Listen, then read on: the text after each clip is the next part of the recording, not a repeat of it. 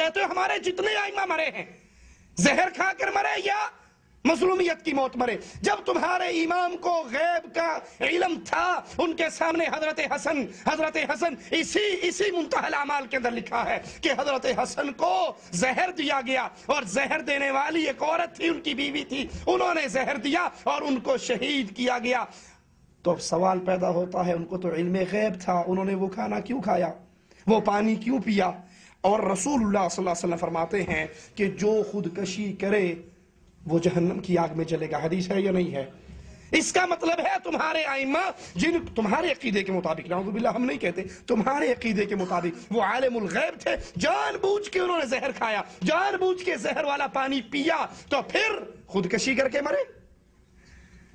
کیا پسند کرو گے اپنے ائمہ کے لیے؟ دو چیزیں پیش کر رہے ہو، ایک زمین میں اور ایک آسمان میں، دونوں کے درمیان کوئی تطبیق نہیں. اگر یہ عالم الغیب تھے تو انہوں نے زہر کیوں کھایا، اور اگر یہ عالم الغیب نہیں تھے زہر کھا لیا تو پھر یہ معصوم کیسے ہوئے؟ تم کہتے ہو یہ عالم الغیب بھی ہے اور زہر کھا کر مرے ہیں. اس کا مطلب نعوذ باللہ ان سب نے خودکشی کی. یہ امام کی تعریف نہیں ہے، یہ امام کی تدلیل ہے. 8واں سوال، حضرت حسن نے امیر معاویہ کے حق میں خلافت سے دستبرداری کا اعلان کیا اور خلافت کے منبر پر امیر معاویہ کو بٹھا دیا. حالانکہ جب حسن نے خلافت کی ذمہ داری معاویہ کو دی، اس وقت حضرت حسن کے پاس حکومت تھی، حضرت حسن کے پاس حکومت تھی، حضرت حسن کے پاس طاقت تھی، حضرت حسن کے پاس لشکر تھا، حضرت حسن کے پاس فوج تھی. انصاری تھے، انصاریوں کے ہوتے ہوئے، فوج کے ہوتے ہوئے، طاقت کے ہوتے ہوئے، اس کے باوجود حضرت حسن جنگ جاری رکھ سکتے تھے، جنگ جاری نہیں رکھی اور اپنا ہاتھ امیر معاویہ کے ہاتھ پر دیا. کوفے کی جامع مسجد کے اندر حضرت امیر معاویہ کو بلایا گیا، علی کا منبر لایا گیا، منبر علی پہ امیر معاویہ کو بٹھایا گیا. حسن نیچے بیٹھے، حسین نیچے بیٹھے، اپنا ہاتھ حسن نے معاویہ کے ہاتھ میں دیا اور پھر کہا قم یا حسین، حسین تم بھی کھڑے ہو. جس طرح معاویہ کو حسن نے اپنا امیر مانا ہے،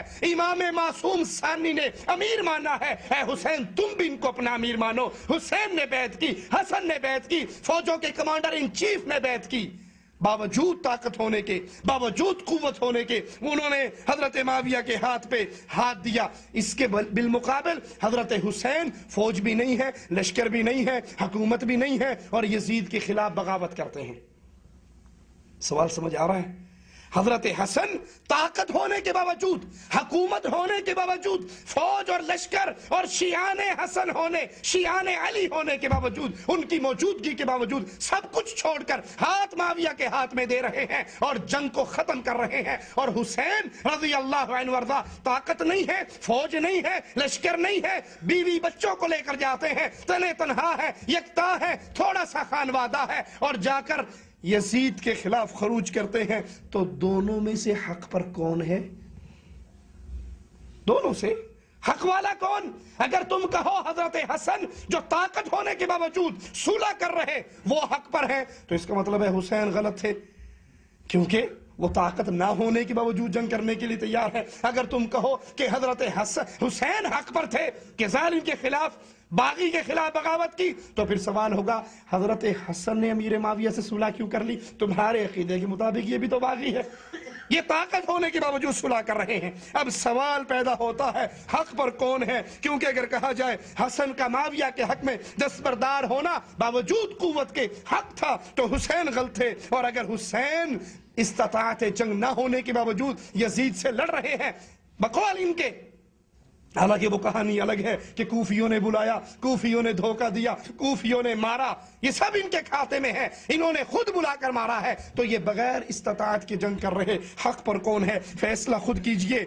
دونوں امام معصوم ہیں، معصوم سے تمہارے عقیدے کے مطابق غلطی نہیں ہوئی تو دونوں میں سے کس نے غلطی کی؟ اور جس نے غلطی کی، اگر تم کہو حسن سے غلطی ہو گئی، تم کہو حضرت حسن سے غلطی ہو گئی، اور میں یہ نہیں کہہ رہا، یہ ہمارے ہاتھ کے اندر کتاب ہے منتہی الاعمال، اس کا صفحہ نمبر ہے 413. 413 پر ایک شیعہ آتا ہے حضرت حسن کے پاس اور آ کر کہتا ہے اے حسن تو نے شیعوں کو ذلیل کروا دیا، تو نے، اے فرزند رسول آپ نے ہماری گردنیں ذلیل کر دی، ہم شیعوں کو بنی امیہ کا غلام بنا دیا، تم نے اے حسن ہمیں ذلیل کیا، ہمیں بنی امیہ کا غلام بنایا۔ آپ نے فرمایا کس طرح؟ وہ کہنے لگا آپ نے خلافت معاویہ کے سپرد کر دی، آپ نے معاویہ کے حق میں دستبرداری کی، آپ نے ہمیں ذلیل کروا دیا، آپ امیر المومنین نہیں، مومنوں کو ذلیل کروانے والے۔ تو سوال پیدا ہوتا ہے اگر حسن سے اس معاملے میں غلطی ہوئی تو امام معصوم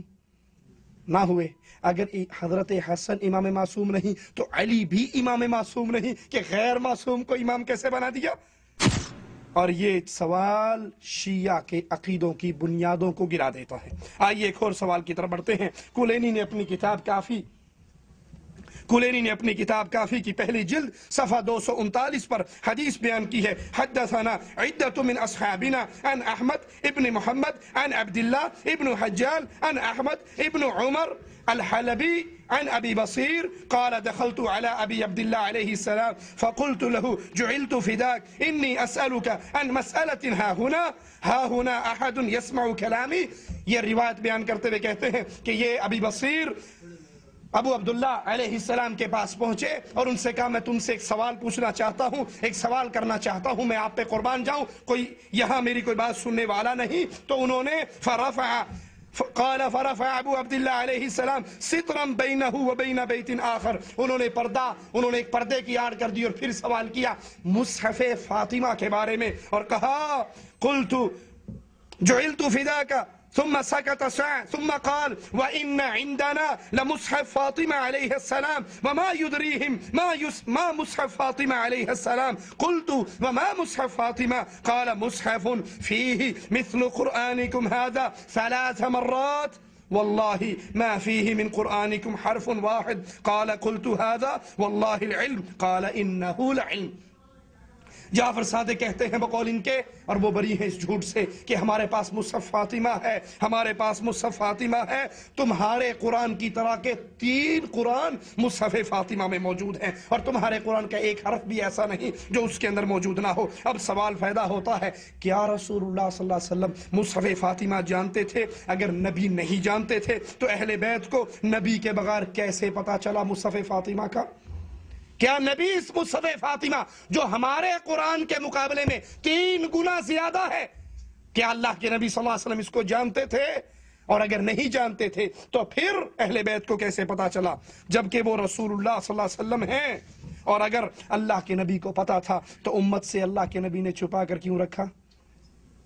اگر اللہ کے نبی کو مصحف فاطمہ کا جو اس موجودہ قرآن سے 3 گنا بڑا ہے، جیسے سورہ کافی کے اندر بھی روایت ہے کہ ہمارا جو اصل قرآن ہے اس کی 17,000 آیتیں ہیں، ہمارے قرآن کی 6,600 کچھ ہیں اور ان کی وہ کہتے ہیں 17,000 آیتیں ہیں، تو اگر اللہ کے نبی کو اس مصحف فاطمہ کا علم تھا تو چھپا کر کیوں رکھا؟ جبکہ اللہ نے اپنے رسول کو حکم دیا تھا یا ایھا الرسول بلغ ما انزل الیک من ربک وان لم تفعل فما بلغت رسالتہ، اے نبی جو کچھ ہم نے آپ پر اتارا ہے رسالت نبوت اس کو پہنچا دیجئے، اس پیغام کو پہنچا دیجئے۔ اور اللہ کے نبی صلی اللہ علیہ وسلم نے حجۃ الوداع کے موقع پر کہا تھا حل بلغت، کیا میں نے اللہ کی شریعت پہنچا دی؟ سب نے کہا نعم نعم، تو آپ نے کہا یا ربی فاشہد، اے اللہ تو گواہ ہو جا، تیری پوری شریعت کو میں ان تک پہنچا چکا ہوں۔ یہ مصحف فاطمہ جس کی 17,000 آیات ہیں جو ہمارے قرآن سے 3 گنا بڑا ہے، کیا اللہ کے نبی کو علم تھا یا یہ خاص اہل بیت کے پاس تھا؟ نبی کو پتا نہیں تھا۔ اور اگر تم کہو کہ نبی کو پتا تھا تو نبی نے امت سے چھپایا کیوں؟ تو یہ الزام رسول اللہ صلی اللہ علیہ وسلم پر ہی